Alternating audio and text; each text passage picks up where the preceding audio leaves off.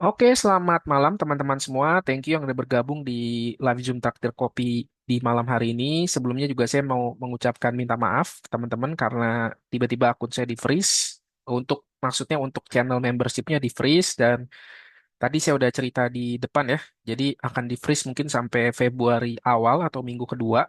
Dan nanti dari situ baru ada pemberitahuan apakah akan diperpanjang atau sudah dibuka kembali. Tapi kalaupun diperpanjang mungkin maksimal kalau saya baca polisinya sampai 3 bulan. Jadi mungkin nanti bulan April minggu kedua baru bisa aktif lagi membershipnya. Dan itu juga nanti saya pikirkan lagi ya karena masih 3 bulan. Apakah nanti akan lanjut atau modelnya seperti apa? Ya nanti biar berjalan dulu aja ya. Nanti saya pikirkan untuk momen itu gitu. By the way, thank you yang udah join dan juga terima kasih buat para member Traktir Kopi yang udah setia mendukung dari awal dibuat membership sampai dengan hari ini dan juga yang sudah setia join tiap malam minggu kita live Zoom bareng ya seru-seruan seminggu bisa seminggu sebulan bisa 2 3 kali. Thank you semua yang udah join dan mohon maaf buat yang baru bergabung mungkin baru join tiba-tiba udah kena freeze jadi saya minta maaf teman-teman dan semoga nanti ke depan bisa lebih baik lagi. Jadi nanti saya akan pikirkan satu apa ya sarana baru untuk kita bisa eh, apa jadi komunitas yang lebih sehat ya. Oke, jadi di malam hari ini kita akan bahas satu tema dan ini menjadi concern saya ya teman-teman karena beberapa minggu terakhir ini saya banyak ngobrol secara personal sama beberapa orang dan juga saya banyak dapat curhat beberapa orang gitu ya. Sehingga saya mulai bertanya satu pertanyaan yang mungkin semua teman-teman juga pernah menanyakan hal yang sama ya. Jadi sebenarnya apa sih yang membedakan antara trader sukses dengan trader gagal gitu ya? Dan mungkin ini beberapa yang saya anggap salah satu faktornya kalau kita yang membedakan antara mereka yang berhasil dengan mereka yang gagal di industri ini gitu ya. Jadi kan pasti setiap orang ketika teman-teman mau join atau teman-teman misalkan memilih untuk menjadi seorang trader itu kan pasti punya sebuah goal ya, sebuah tujuan yang ingin dicapai gitu. Mungkin dari titik A ingin menuju ke titik B, betul ya? Dan ini adalah proses dari titik A ke titik B ini adalah proses yang harus dilaluinya, jembatannya atau apapun itu bahasanya. Tapi pasti teman-teman punya satu goal, yaitu titik B, sebuah titik atau sebuah kondisi ideal yang ingin dicapai. Apapun itu ya, setiap orang berbeda-beda gitu. Jadi kalau kita anggap titik A itu adalah kondisi di mana apa yang diinginkan belum tercapai, kalau titik B itu adalah kondisi ideal di mana semua yang Anda inginkan sudah tercapai dalam konteks ini adalah sebagai trader ya. Nah, misalkan aja nih, kalau kemarin saya sempat survei juga, kirim beberapa pertanyaan survei, dan ini beberapa yang mayoritas jawaban-jawaban ini yang sering muncul ketika saya bertanya kepada teman-teman, kira-kira apa sih kondisi yang belum tercapai dan ingin dicapai ke depannya? Gitu ya. Ada yang bilang bahwa saya pengen punya satu metode trading yang baku gitu, yang betul-betul sudah teruji dan memang itu bisa dipakai untuk mencapai konsistensi. Ada juga yang bilang, oh bang, masih sering banget MC gitu ya. Jadi saya pengen titik idealnya atau titik B yang ingin dicapai itu adalah saya pengen bisa jadi konsisten profit. Ada juga yang balik lagi ya sama aja nih, belum mencapai konsistensi profit. Mungkin ada yang kemarin sharingnya begini, saya udah 1 tahun bang trading. Dibilang dibilang loss sih enggak juga, tapi juga nggak bertumbuh. Jadi dia stuck aja gitu. Modalnya sometimes berkurang, terus nanti balik lagi BEP. Jadi muter aja begitu dan masalahnya itu udah terjadi 1,5 tahun. Jadi dia merasa itu buang-buang waktu gitu. Nah, jadi bagaimana sih caranya ke titik B untuk bisa nyampe ke konsistensi profit? Ada juga yang masih ketergantungan sinyal. Kemarin saya ngobrol sama beberapa orang, mereka masih ketergantungan sinyal tuh. Jadi mereka masih tergiur dengan oknum-oknum yang pasang screenshot profit dan lain-lain. Mereka masih ketergantungan dan akhirnya terjumus. Dan bahkan kemarin ada beberapa tuh yang ngisi ya, dia cerita cukup panjang, udah bayar mentorship sekian juta, kurang lebih 7 juta dia sebut angkanya nominalnya. Bayar 7 juta, setelah bayar 7 juta tiba-tiba hilang. Begitu aja hilang lenyap, grupnya hilang, orangnya nggak bisa dikontak dan lain-lain. Gila, jadi 7 juta melayang begitu aja hanya karena ya itu tadi gaya oknum untuk narik member itu yaitu flexing, pamer-pamer screenshot profit dan segala macam. Atau mungkin ada yang ingin mencapai kekayaan instan. Jadi berpikir bahwa forex itu adalah salah satu sarana tercepat untuk mencapai kekayaan instan. Oke? Mungkin ini adalah kondisi di mana sesuatu yang Anda inginkan tapi belum tercapai. Dan ini mungkin bisa disebut sebagai titik B-nya adalah kondisi ideal di mana rata-rata kemarin kalau saya tanya para trader tuh impiannya begini, pengen punya metode baku gitu kan, pengen bisa apa namanya konsisten profit dalam waktu yang jangka panjang ya, dan apa namanya pengen jadi seorang trader mandiri, dan eh, dia juga menyadari bahwa untuk membangun kekayaan tuh nggak bisa dalam waktu yang singkat. Jadi dia tahu bahwa forex itu bukan jembatan untuk bisa instan kaya, tapi bisa dipakai sebagai daya ungkit ya, sebagai leverage untuk membantu kita menuju ke sana gitu. Oke. Nah, jadi lanjut lagi. Nah, jadi apa yang membedakan antara yang gagal dengan yang sukses? Jadi at least menurut saya ada 4 tipe atau 4 poin yang setelah kemarin saya banyak ngobrol satu sama lain dengan beberapa trader, at least dari pandangan saya ada 4 hal. Yang pertama adalah satu, balik lagi pasti mindset ya. Jadi ini berlaku nggak cuma di trading, tapi di semua aspek hidup kita. Ketika kita ingin berhasil di satu bidang, pasti nomor satu itu adalah cara berpikir kita atau cara kita memandang sesuatu itu pasti akan menentukan apakah keberhasilan itu akan kita dapat atau enggak. Jadi nomor satu itu pasti mindset. Yang kedua tuh adanya gap ya, adanya gap skill atau adanya imbalance. Ada adanya imbalance atau adanya volume imbalance atau adanya gap gitu antara mereka yang sukses dengan mereka yang gagal. Yang gagal ini pasti tidak memiliki sebuah skill set ya. Dan saya nyebutnya skill set. Jadi bukan hanya satu dua skill, tapi satu set skill yang harus dikuasai untuk bisa mencapai keberhasilan itu. Oke? Yang ketiga itu sebenarnya adalah modal, teman-teman. Kemarin tuh ada sedikit ironis ya, teman-teman, di Instagram saya ada yang DM, dan saya nggak post ya untuk menghargai beliau juga. Tapi sedihnya atau ironisnya adalah dia DM dan dia bilang, "Bang, tolong bang, minta tolong bang.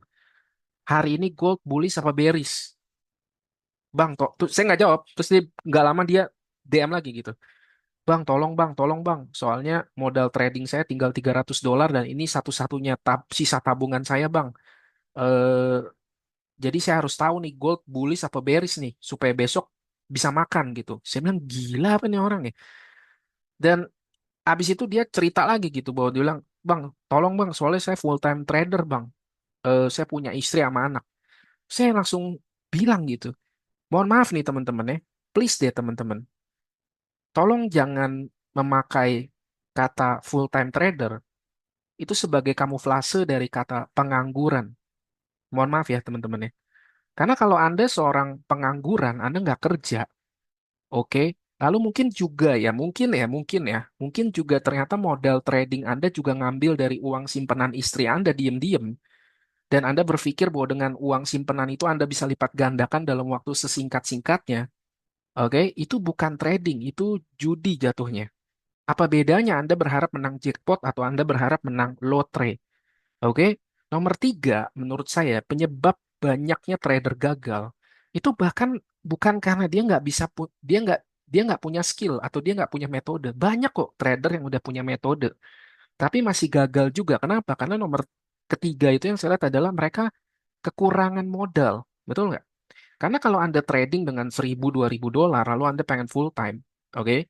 Anda profit 100% pun, ya, Anda profit 100% pun dari $100, itu $1.000, sorry, kalau Anda punya modal $1.000, Anda profit 100%, Anda profit $1.000 juga kan? 10 juta untuk hidup di Jakarta sebagai kepala keluarga. Ya oke lah, di bulan itu oke, tapi gimana bulan depan? Gimana 2 bulan lagi? Gimana 3 bulan lagi? Tidak ada konsistensi, tidak ada kestabilan di dalam kita kan sebagai trader forex kita itu kan nggak punya kestabilan income kan. Beda dengan para profesional yang punya kestabilan income.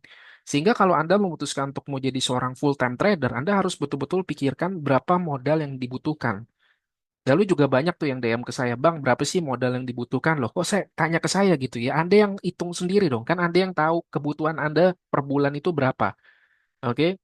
Lalu kalau Anda udah tahu kebutuhan per bulan Anda berapa, ya Anda kan bisa hitung gitu. Asumsi aja lah, kita nggak usah terlalu muluk-muluk, kita realistis aja jadi orang gitu ya. Asumsi aja per bulan Anda bisa konsisten mencapai target misalkan 3%. Ya, tinggal kan ketemu tuh modalnya berapa.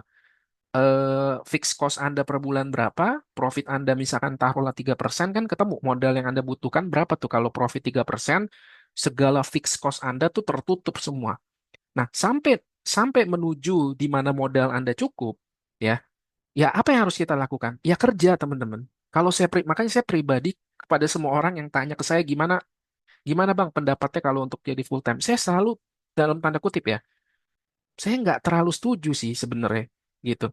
Selama kita masih badan kita masih sehat, kita masih bisa kerja, kita masih bisa produktif, ya kenapa nggak kerja dulu aja? Toh juga kalau misalkan Anda jadi seorang trader, Anda bisa trading kan di malam hari kan, di New York Yield Zone, which is kalau di Jakarta atau di waktu Indonesia Barat, itu jatuhnya juga setengah 9 malam, which is udah kelar jam kerja, Anda udah bisa pulang, Anda udah bisa beres-beres, istirahat, Anda bisa fokus trading gitu. Jadi masih bisa bagi waktu kok. Dibanding Anda dari pagi bangun tidur sampai nanti setengah 9 malam misalkan, Anda mau ngapain itu? Gitu ya. Yang nomor tiga tuh modal. Dan ketika teman-teman ngelihat influencer-influencer di Instagram atau di YouTube dan lain-lain yang memamerkan, memflexingkan satu, oh saya berhasil profit $3.000 hanya dari satu kali trade. Oh saya berhasil profit $70.000 dalam satu tahun ini. Saya nggak bilang mereka bohong, mereka benar, benar. Karena beberapa dari mereka juga keluarin statement ya kan. Mereka mungkin betul profit $3.000 dalam satu kali trade atau $70.000 dalam satu tahun. Itu benar, teman-teman. Tapi tolong coba di komen yang kalau ada konten-konten begitu coba ditulis di kolom komen. Pak, Bu, Sir, Mem, boleh tahu nggak modal tradingnya berapa?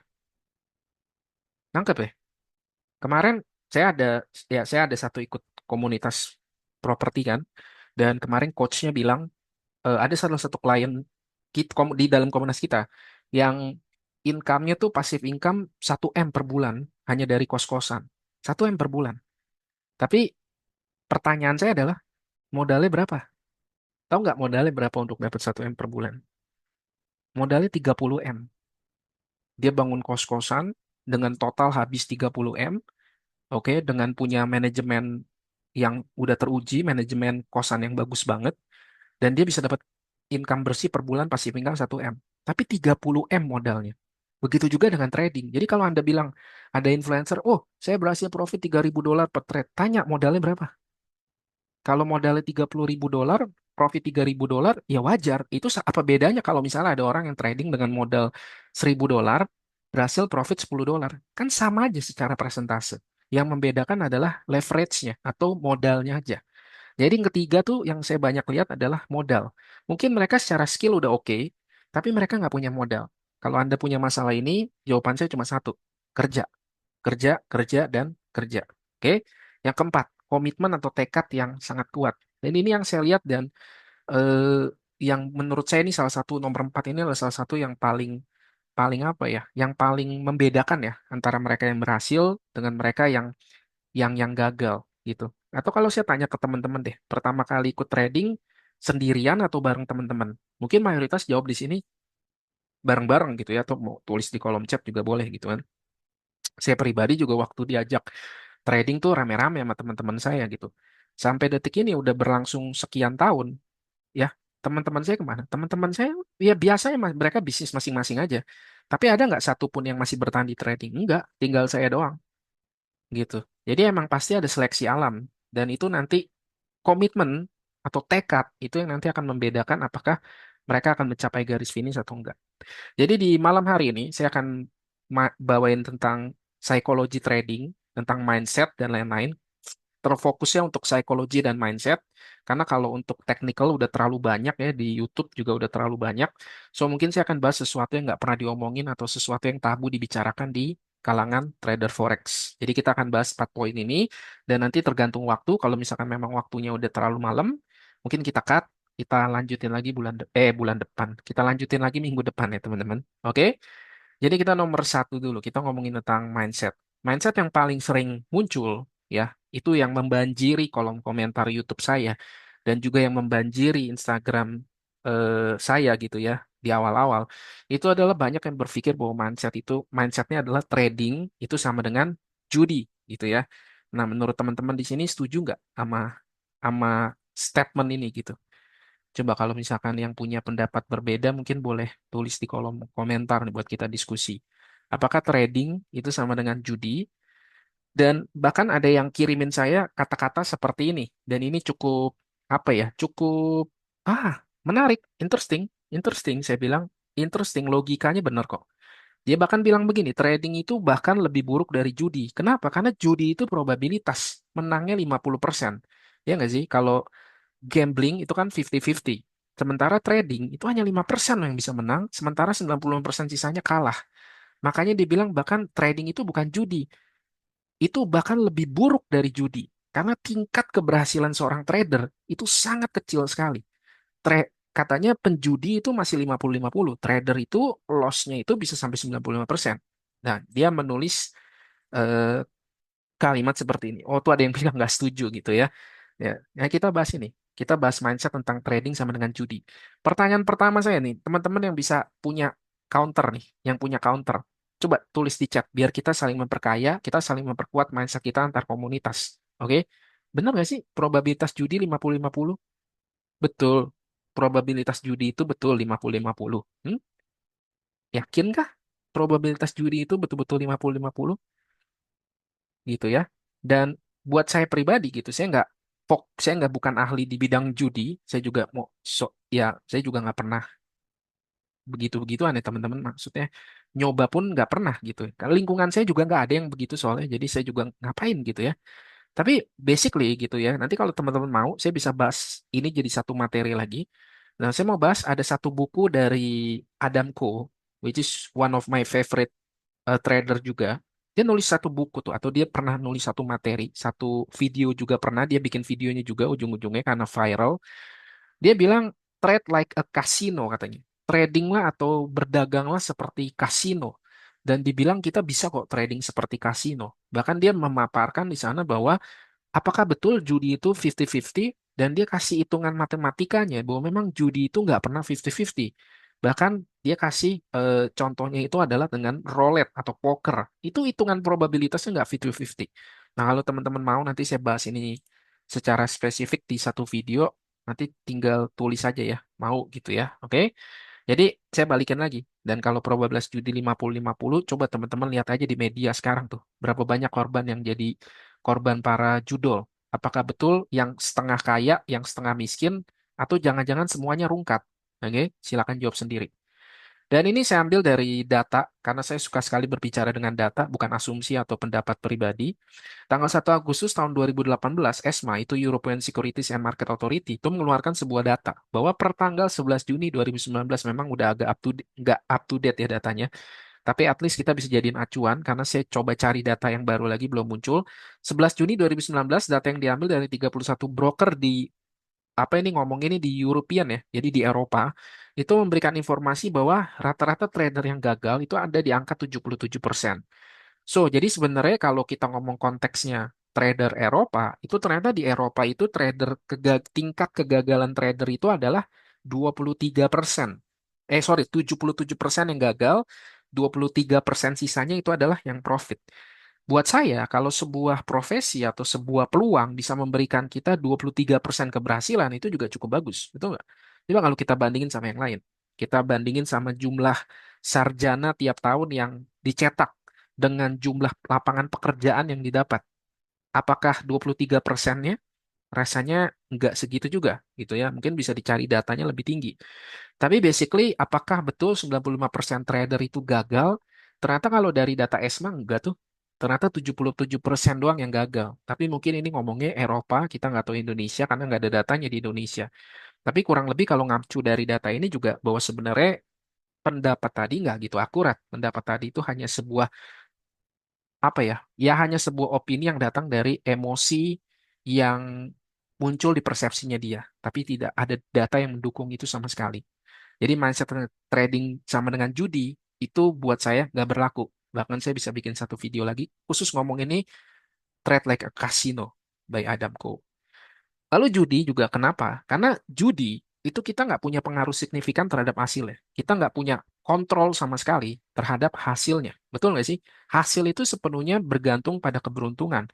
Bahkan kan kalau teman-teman kan udah ikut member Traktir Kopi, kan pernah kan ada satu video yang saya pernah bahas tentang gambling or trading, ya kan? Dan di situ saya kasih beberapa contoh kan tentang orang-orang yang pernah jadi milioner, ya kan, pernah jadi miliarder gara-gara menang lotre. Lalu apa yang terjadi? Ternyata menurut satu apa namanya institusi juga, Dia mensurvei dan dia mendapatkan data bahwa kurang dari 5 tahun orang-orang yang menang lotre, ya, dari orang-orang yang menang lotre kurang dari 5 tahun, ternyata uang lotrenya itu atau uang kemenangannya itu bahkan sudah habis kurang dari 5 tahun, bahkan beberapa dari mereka jatuh lebih miskin dibanding mereka sebelum menang lotre. Jadi, kenapa judi itu berbeda dengan trading? Karena judi itu sama sekali tidak ada kontrolnya.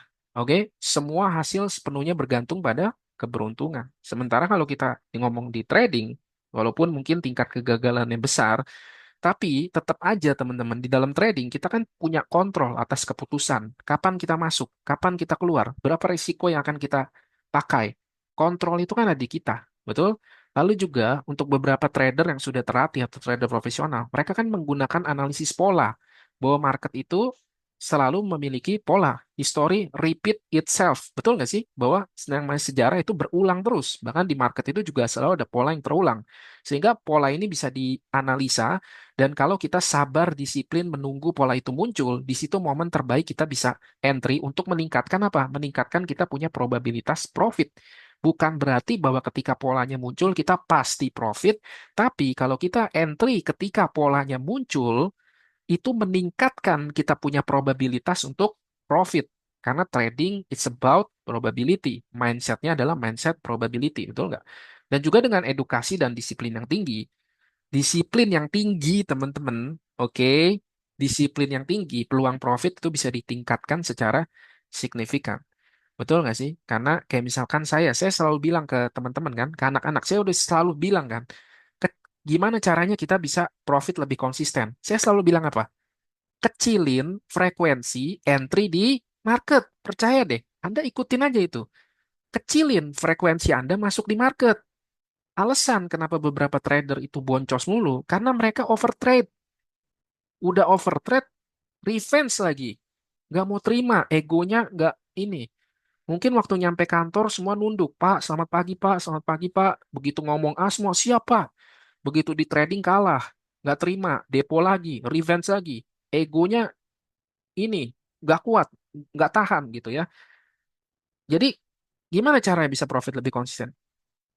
Kecilin frekuensi entry di market. Saya bulan ini baru 2 kali entry di market, teman-teman. Dua-duanya puji Tuhan profit.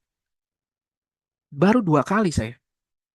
Kalau nanti nggak naik level gimana? Bodo amat. Saya kan trading, at least saya disiplin dengan trading plan saya. Kalau nggak ada setup ya saya nggak entry. Sesederhana itu aja. Jadi jangan terlalu dibuat terlalu rumit. Oke? Jangan terlalu maksa. Gitu kan? Oke, jadi kapan trading bisa disebut judi? Ya ini, 3 alasan ini. Satu, kalau nggak ada analisa atau strategi yang jelas. Jadi Anda entry itu hanya karena cap cip cup kancing aja. Atau Anda pakai feeling. Masa iya nggak turun? Gold naik begini, udah tinggi begini, masa iya nggak turun? Masa iya nggak naik? Ya kan? Cuma pakai feeling. Strateginya nggak jelas, cap cip cup. Begitu profit, seneng. Padahal itu hanya karena tebak-tebakan. Yang kedua, nggak ada manajemen resiko. Yang lebih parah apa? Mereka yang memakai martingale dan averaging. Udah jelas-jelas loss. Udah jelas-jelas lagi dalam kondisi floating loss. Bukannya di cut loss, mana diapain? Mana di double lagi lotnya. Itu ibaratnya kalau orang buka cabang, ya, kalau business owner, dia buka cabang di satu titik, di daerah A. Itu cabangnya tiba-tiba udah berjalan 1 tahun, ternyata laporan laba ruginya itu cabang tidak menguntungkan. Sebagai business owner, dia akan cut itu cabang. Tapi kalau di trading, begitu dia pindah, si business owner ini pindah jadi trader, begitu dia ngalamin floating loss, kalau di bisnis real dia cut, di trading ditambahin di double lotnya, di averaging ditambahin lagi, di depo lagi sama dia. Duitnya ditambahin lagi biar ketahanan dananya makin kuat. Gak ada manajemen resiko. Ketika ini Anda melakukan ini, ya Anda bisa disebut sebagai seorang penjudi, bukan seorang trader. Yang ketiga, nggak memiliki rencana jangka panjang. Jadi mikirnya beberapa orang itu, ya trading lah, tebak-tebakan, ya kalau menang lumayan beli rokok. Yang sering banget tuh kayak gitu. Lumayan lah buat buat ngopi, buat beli rokok. Beberapa kan saya udah juga di apa namanya di video traktir kopi beberapa ini kan juga udah pernah bahas ya. Saya pernah bahas beberapa trader-trader terkenal, trader-trader legendaris Yang which is pertanyaan saya adalah kenapa sih trader legendaris ini yang betul-betul berhasil dari trading, kenapa ya media tuh nggak pernah liput gitu? Selalu tuh kalau trading tuh media itu soundingnya tuh sesuatu yang negatif. Tapi orang-orang yang berhasil di trading, orang-orang yang betul-betul luar biasa itu nggak pernah loh diliput media. Betul nggak sih? Selalu under the radar. Sehingga ini ada apa nih dengan media nih? Kayaknya bangun image, emang kayaknya mereka seakan-akan membangun image tertentu tentang seorang trader. Dan kan saya udah bahas kan beberapa trader legendaris-legendaris itu kan, bahwa mereka itu punya rencana jangka panjang. Betul nggak? Richard Dennis, Jesse Livermore, dan lain-lain, dan lain-lain, Warren Buffett, dan lain-lain, dan lain-lain. Warren Buffett itu investasi dari umur berapa tuh? Kalau nggak salah saya baca bukunya di rumah saya ada beberapa buku Warren Buffett yang gede-gede yang tebel-tebel, walaupun ujung-ujungnya cuma jadi pajangan sih, gitu ya. Itu dari umur belasan tahun udah mulai investasi, oke? Dan dia mulai jadi miliarder, miliarder. Itu kan ketika usianya sudah relatively udah lebih senior gitu kan. Jadi nggak ada itu orang investasi tahun depan tiba-tiba, boom, jadi kaya. Bitcoin, ya, Bitcoin. Betul. Pertanyaannya, satu banding berapa yang kayak begitu? Gara-gara ada satu dua orang yang tiba-tiba dalam waktu singkat, boom. Tiba-tiba semua orang FOMO masuk, dan akhirnya begitu drop, scam, scam, dan segala macam. Padahal mereka nggak punya manajemen risiko, mereka nggak punya analisis, mereka nggak punya strategi yang jelas, mereka nggak memiliki rencana jangka panjang. Kalau Anda nggak punya tiga hal ini, berarti betul Anda seorang penjudi, bukan seorang trader. Oke, so kita lanjut lagi. Yang kedua adalah perbedaan skill. Tadi nomor satu, kita harus benerin mindset kita.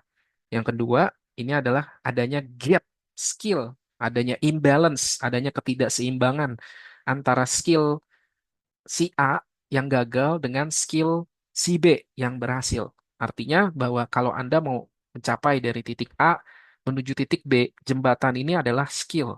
Adanya gap skill, adanya perbedaan skill, sesuatu yang B punya, tapi A nggak punya. Sesuatu yang B tahu, tapi A nggak tahu. Oke, gap ini itu yang disebut sebagai skill. Dan kemarin saya juga udah sempat survei tuh. Oke, lalu sekarang saya tanya dulu nih, sebelum kita ngomongin skill. Saya ingin tanya dulu, mungkin kalau ada yang mau nulis di kolom chat juga boleh ya teman-teman ya, kalau nggak keberatan ya. Apa sih tujuan yang ingin Anda capai dari hasil trading? Kalau nanti Anda sudah berhasil jadi seorang trader itu, kira-kira Anda mau ngapain sih? Gitu. Apa sih eh, sesuatu yang ingin Anda capai, Anda dapat dari keberhasilan trading itu apa sih? Gitu. Ya, mungkin yang mau komen-komen boleh ya di kolom chat ya. Ini saya baca-bacain kok. Oke. Kemarin survei beberapa gitu ya.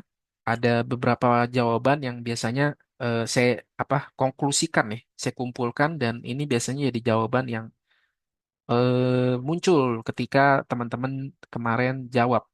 Nomor satu, mayoritas banget ini yang nomor satu paling gede mereka bilang begini. Apa tujuan dari hasil kenapa jadi trader dan apa yang ingin dicapai dari posisi seorang trader? Ingin mencapai financial freedom. Oke, ada juga yang bilang, oh saya punya ingin punya time freedom. Waktu semakin bertambah, usia semakin tua, anak-anak semakin besar, saya pengen menghabiskan waktu lebih banyak dengan keluarga, dengan orang-orang yang saya kasih. Ya, saya ngerti itu, saya juga sama sih. Oke. Lalu ada juga yang bilang, saya punya income tambahan. Gitu. Beberapa bilang begini, Bang, saya nggak butuh, saya nggak pengen jadi full time trader gitu. Saya nyaman dengan pekerjaan saya. Cuman ya kalau ada income tambahan kan kenapa enggak ya? Kan bisa ditabung, bisa buat traveling, ya kan? Atau bisa buat yang lain-lain gitu. Jadi beberapa bilang mereka pengen jadi trader itu karena mereka ingin punya income tambahan. Walaupun kenyataannya bukan jadi income tambahan ya, mana jadi donatur buat brokernya gitu. Oke. Nah ini juga nih ada yang bilang untuk tabungan masa tua. Oke. Ada juga yang bilang untuk dana pendidikan anak.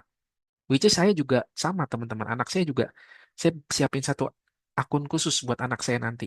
Ya, tabungan masa tua itu saya setuju sih. Karena saya juga pernah bilang ya ke anak-anak ya. Saya bilang gini, apa profesi yang ketika Anda sudah tua, oke, Anda bisa tetap menghasilkan, bahkan skill Anda makin tajam dan Anda nggak butuh effort besar untuk melakukannya. Karena kebanyakan orang, even saya berkaca dari keluarga saya gitu ya, dari papa saya misalkan.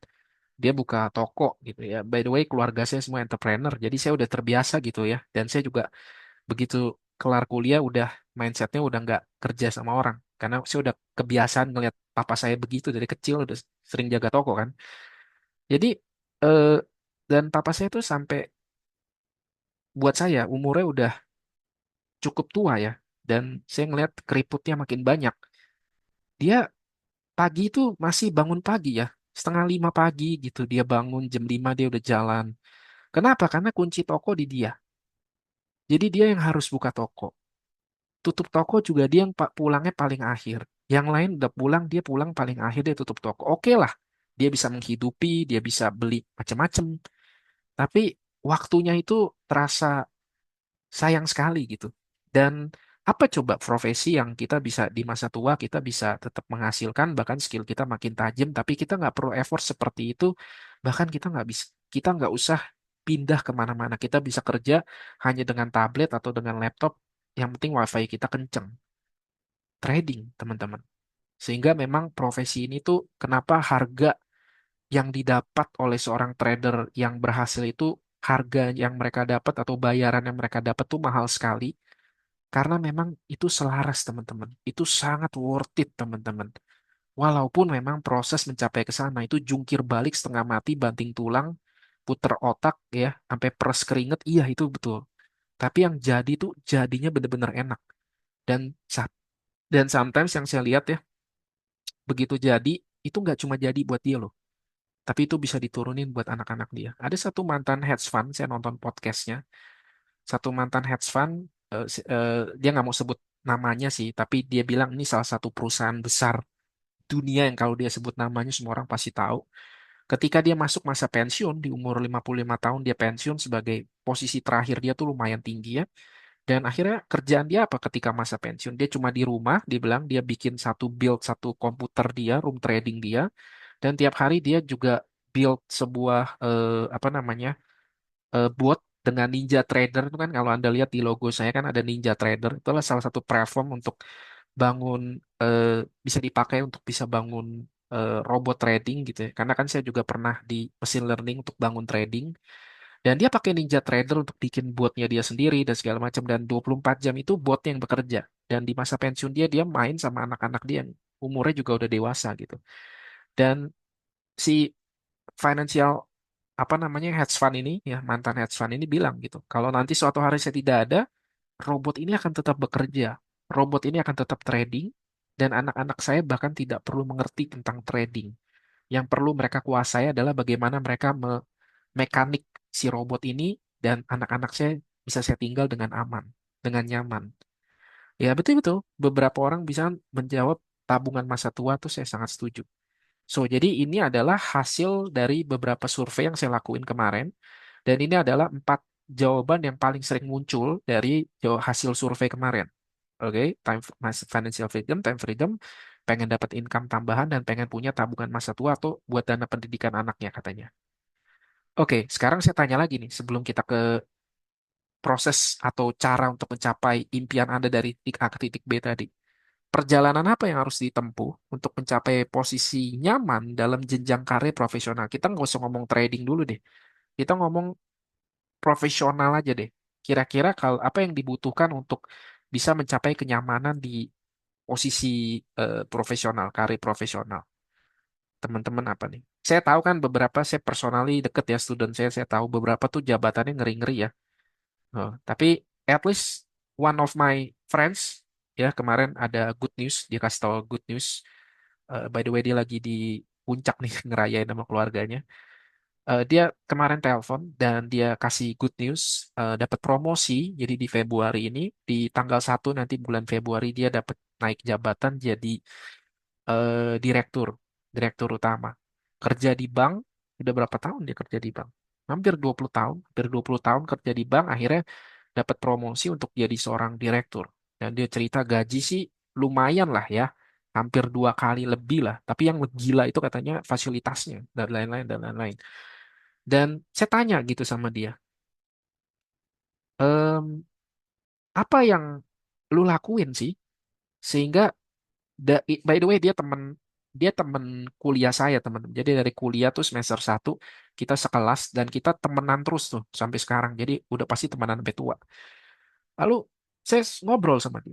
Apa yang lo lakukan berbeda dibanding teman-teman kita? Oke, nangkep ya pertanyaannya. Karena coba deh, ya kan, kemarin ada kumpul-kumpul alumni ya. Oh, teman, kita coba kita pikir deh, teman-teman satu angkatan kita yang lulus bareng kemarin. Beberapa yang masih gitu-gitu aja, ya nggak sih? Beberapa ada yang lebih parah lagi. Oke, satu orang jadi direktur teman saya, satu orang jadi trader. So, apa yang lo lakuin berbeda dibanding yang lain? Sehingga lo bisa capai karir itu. Walaupun butuh waktu juga ya kerjanya gila teman-teman ya. Apa yang lo lakuin yang berbeda dari orang lain sehingga lo bisa dapat posisi ini? Pertama pastinya sistem pendidikan kita, betul? Karena untuk bisa diterima di satu perusahaan kita perlu ijazah. Dan untuk dapat ijazah itu kan kita perlu melakukan ini kan nggak bisa dinegosiasi, betul? SD 6 tahun ya. Itu kalau mulai dari SD, anak saya dari umur 3 tahun tuh udah playgroup, ya kan? Cuma sekolah cuma 2 jam, ya. Di 2 jam itu di kelas juga kerjanya ngapain? Gambar, ya kan? Nyanyi, nonton film, ya begitu aja, ya dari umur 3 tahun tuh. Oke? Terus SMP 3 tahun nih mungkin anak-anak zaman now udah nggak tahu nih apa kata SMP SMA. Tapi SMP 3 tahun, SMA 3 tahun, kuliah S1 4 tahun. Tuh kalau 4 tahun, belum nambah lagi kalau S2, belum nambah lagi kalau S3. Totalnya 16 tahun, teman-teman. Untuk bisa punya, untuk bahkan belum 16 tahun ini, setelah ngabisin 16 tahun, itu dia baru mulai lagi dari nol loh. Mulai lagi bangun karirnya dari nol lagi. Bukan kalau 16 tahun selesai pasti dapat jaminan pekerjaan, enggak. Gitu ya. By the way, kemarin saya nonton YouTube dari Malaka Project, saya suka banget salah satu profesornya bilang gitu. Bisa nggak sih kita kalau habis lulus kuliah kita nggak dapat kerja kita tuntut ke university-nya? I think is a good logic ya, is a good logic, challenge our logic gitu. Dan I agree with that. Saya bilang, tapi pasti jawabannya nggak bisa, betul? Tapi di beberapa negara tuh bisa dilakuin. Dan konklusinya adalah apakah kita mengatakan bahwa pendidikan itu jadinya scam? Ya pastinya enggak lah ya, pastinya enggak kan. Tapi kita mengatakan itu ke trading, kita mengatakan itu ke trader. Ketika ada trader udah ngabisin waktu 7 8 10 tahun lalu gagal, lalu kita bilang, "Oh, makanya nggak usah trading, trading itu scam." Lu apa bedanya dengan pendidikan yang lain? Gitu kan? Karena pendidikan aja untuk mulai dari nol itu 16 tahun, teman-teman. Untuk ngabisin untuk pendidikannya doang. Oke, satu waktu saya ingat banget tuh tahun 2000 berapa tuh? 2007 ya, 2007 masih nongkrong di kampus, lagi di kantin, saya lagi nongkrong sama anak-anak, tiba-tiba ada satu senior saya datang, 2 tahun di atas saya, datang-datang mukanya bete, banting tas ke meja, ih kenapa datang-datang begini? Terus, iya gue baru di interview kerja, bilang gitu. Saya ingat banget momen ini. Udah habis di interview kerja kenapa bete? Karena habis interview sana sini bolak-balik segala macam, ternyata ujung-ujungnya gaji yang ditawarin 2,5 juta itu 2006 ya teman-teman ya. 2006, oke? Saya nggak tahu kalau sekarang gitu. Bayangin aja tuh, jadi udah 16 tahun selesai, oke? Begitu diterima kerja, gaji awal yang ditawarin 2,5 juta, teman-teman. Which is kampus saya nih di sini kayaknya ada nggak kayaknya ada teman kampusnya nggak? Coba saya cek dulu. Oh nggak ada dia. Ada satu teman kampus saya juga di sini. Which is kita aja waktu masuk kampus saya inget banget nilai uang pangkalnya aja tuh 19 juta lebih plus plus hampir 20 juta kan, di zaman itu. Saya sampai bilang ke bokap saya ini yakin nih gitu. Dia bilang, iya pokoknya lo harus bisa ngerti bisnis lah. Anak ya biasa lah ya orang tua zaman dulu maunya anaknya bisa bisnis gitu. Jadi skill itu sama dengan waktu. Untuk bisa punya karir profesional itu butuh 16 tahun minimal loh. Dan itu belum punya jaminan untuk bakal jadi direktur dan lain-lain. Nah, pertanyaannya buat teman-teman di sini yang mau jadi trader, oke? Berapa lama waktu yang Anda mau investasikan dalam perjalanan karir trading Anda untuk bisa capai hasil yang Anda inginkan tadi, untuk bisa capai financial freedom, untuk bisa capai time freedom, untuk bisa dapat income tambahan buat traveling, mungkin buat ajak keluarganya jalan-jalan, buat umrohin ibunya, ya, dan lain-lain, untuk dana pendidikan anak, untuk dana pensiun, dan lain-lain. Berapa lama waktu yang Anda mau investasikan di dalam trading ini untuk bisa menghasilkan eh, titik B tadi, ya? Ini salah satu pertanyaan juga yang saya ajukan kemarin di survei-survei yang saya lakuin. Ternyata mayoritas yang muncul itu ada di angka 6 sampai 12 bulan. Which is buat saya Coba deh, Anda, saya nggak mau gimana-gimana, coba tapi coba Anda sendiri yang jawab. Realistis gak? Realistis gak? Memberikan kesempatan 6 sampai 12 bulan untuk mencapai hal-hal tadi ya, time freedom, financial freedom dan lain-lain, realistis gak gitu. Sementara kita untuk bangun karir profesional aja di sebuah perusahaan itu kita 16 tahun tuh baru mulai, baru bisa mulai gitu. Jadi kadang buat beberapa orang yang pesannya gini sih, buat teman-teman yang baru trading, 3 bulan, 6 bulan, ya, beberapa tadi ada yang DM pagi-pagi, masih kuliah lagi, oke, belajar trading masih di bawah 1 tahun, lalu pengen, ya tadi ya, ini cerita dari Instagram, DM Instagram, masih kuliah tapi pengen belajar trading, impiannya adalah nanti lulus kuliah pengen full time trading misalkan. Ya, Anda jawab sendirilah, apakah itu realistis? Apakah waktu yang Anda investasikan untuk mencapai semua impian Anda itu realistis gitu? Sementara di realita kehidupan kita sehari-hari aja untuk bangun karir profesional itu butuh waktu yang puluhan tahun. Oke, jadi intinya adalah trading, trading, menjadi trader itu bukan sprint, teman-teman. Menjadi seorang trader itu perjalanan maraton. Sebuah perjalanan maraton, sebuah perjalanan yang sangat panjang, sangat melelahkan. Oke, dan Anda siap nggak dengan konsekuensi itu semua ketika Anda memutuskan untuk jadi seorang trader? Anda perlu jawab ini baik-baik. Jangan hanya ngelihat influencer yang trading di kapal pesiar, which is kalau Anda naik kapal tuh nggak ada wifi ya. Nggak usah naik kapal pesiar gitu. Saya diajak mancing di laut aja di pagi-pagi itu nggak ada sinyal itu. Ya kan? Apalagi trading, mau trading di kapal pesiar gitu kan. Jadi jangan terpengaruh dengan sosial media yang semuanya tuh bisa ditipu. Sangat mudah sekali untuk menampilkan image yang ingin disampaikan. Tapi realitanya nggak seperti itu. So be realistic, teman-teman. Oke, be realistic. So, jadi ini saya ambil dari beberapa website. Salah satu website besar itu kan seputar forex ya, forum trading forex gitu, Indonesia. Dia bilang, jika seorang trader belajar secara mandiri, proses untuk mencapai profit konsisten itu dapat memakan waktu lebih dari 10 tahun, teman-teman. Jadi menurut seputar forex itu, berapa sih waktu yang dibutuhkan untuk seseorang itu dari nol sampai bisa jadi konsisten trader? Itu butuh waktu berapa lama kalau dia belajar secara mandiri?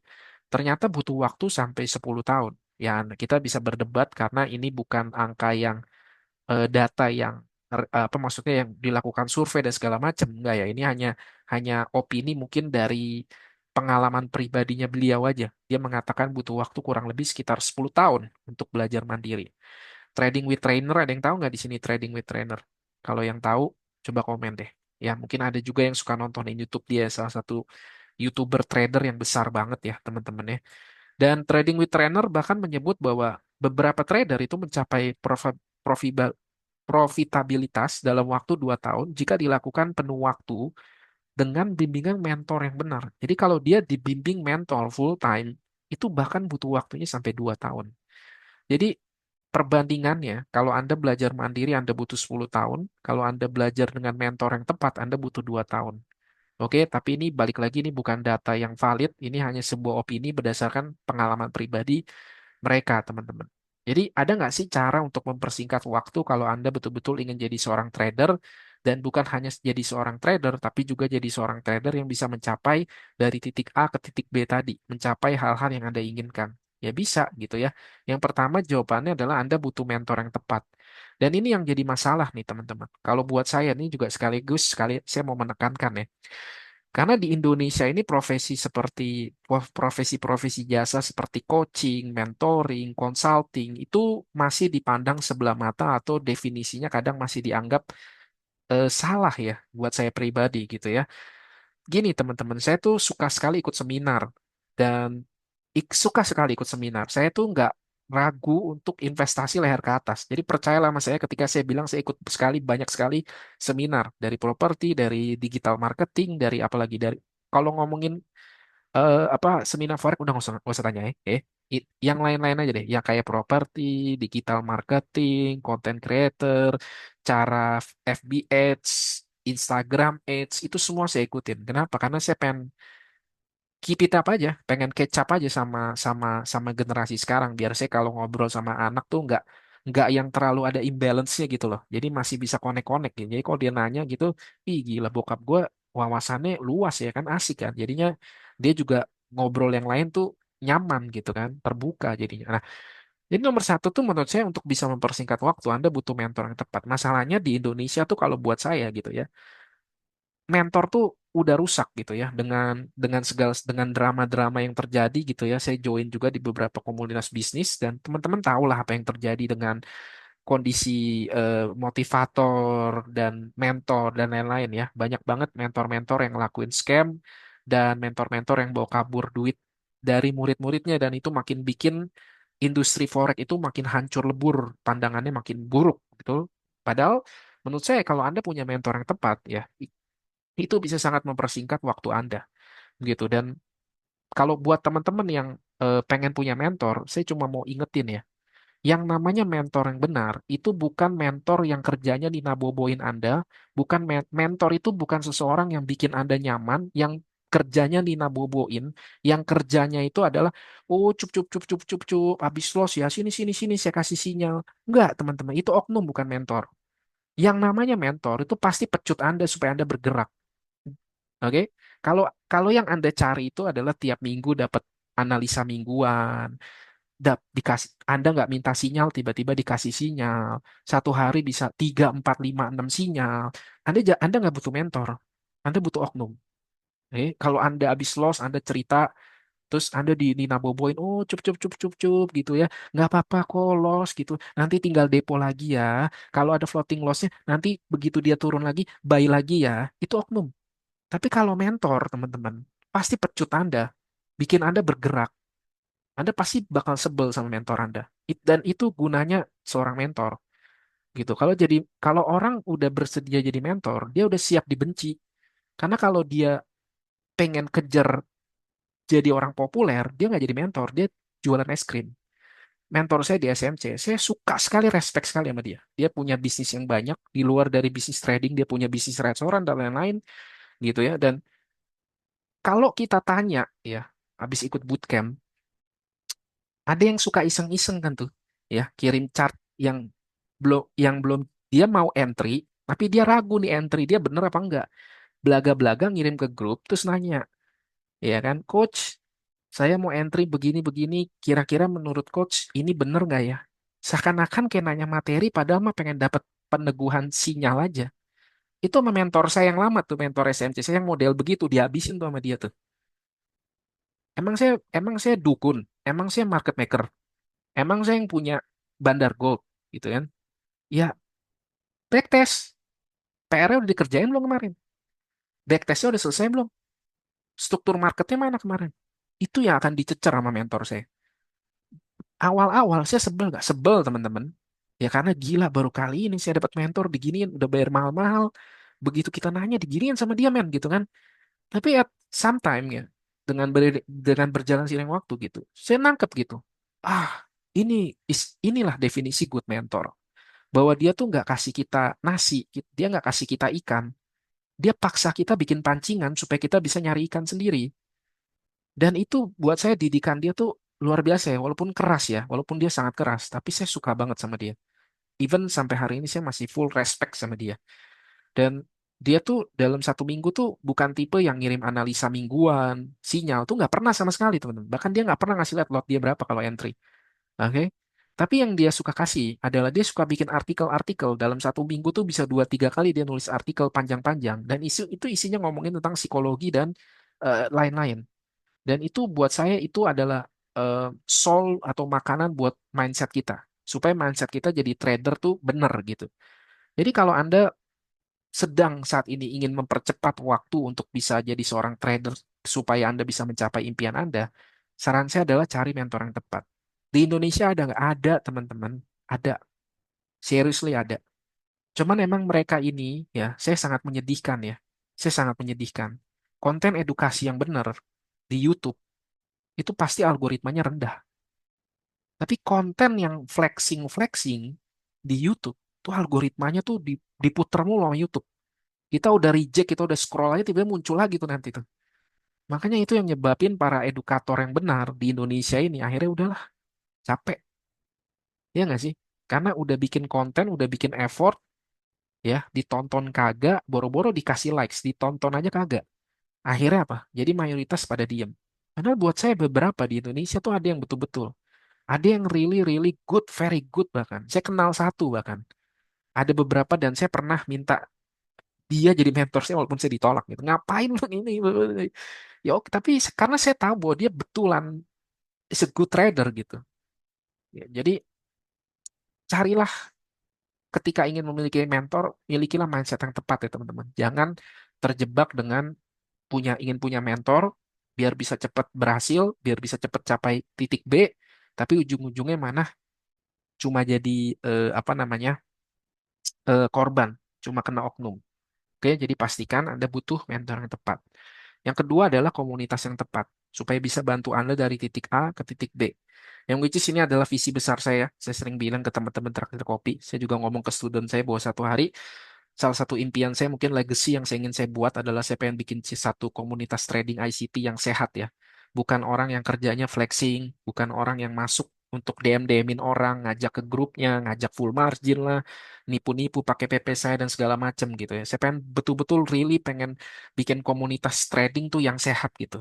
Yang orang itu positif, yang satu frekuensi, yang sejenis gitu.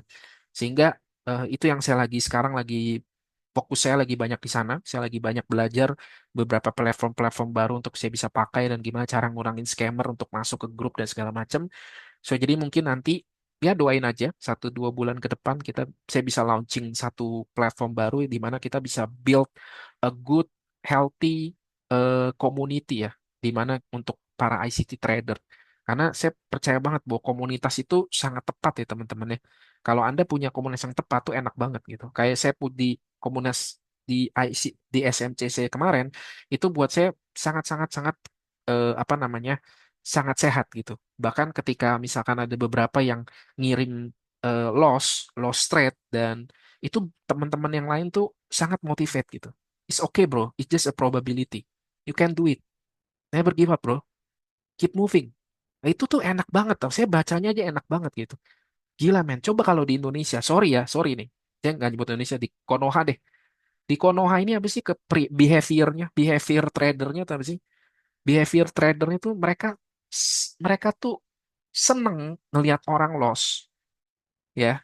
Dan mereka tuh sebel kalau ngelihat orang profit.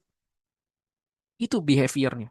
Kalau ngelihat trader profit, bukannya kita ikut happy, mana di nyinyirin, mana di ah oke aja, apalah apalah.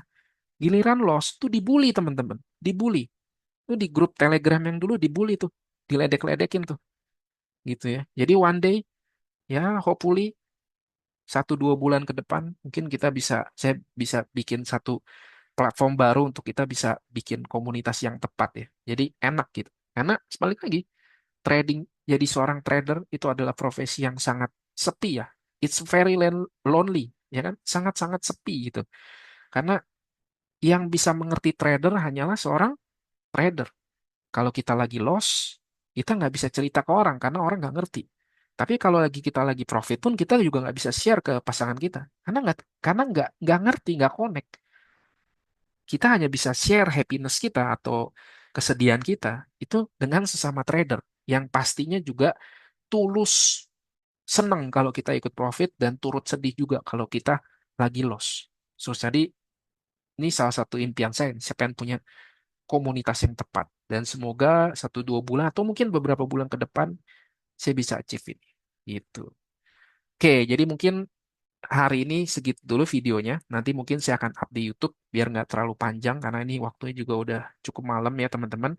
Nanti untuk minggu depan kita bisa bahas lagi untuk psikologi ngomongin modal sama ngomongin poin keempat yaitu komitmen gitu. Jadi nanti kita ketemu lagi di minggu depan ya teman-teman gitu. Dan nanti video ini saya up di YouTube. Kalau teman-teman suka dengan video ini atau teman-teman suka dengan video psikologi atau mindset, teman-teman bisa kasih like, teman-teman bisa tulis di kolom komentar.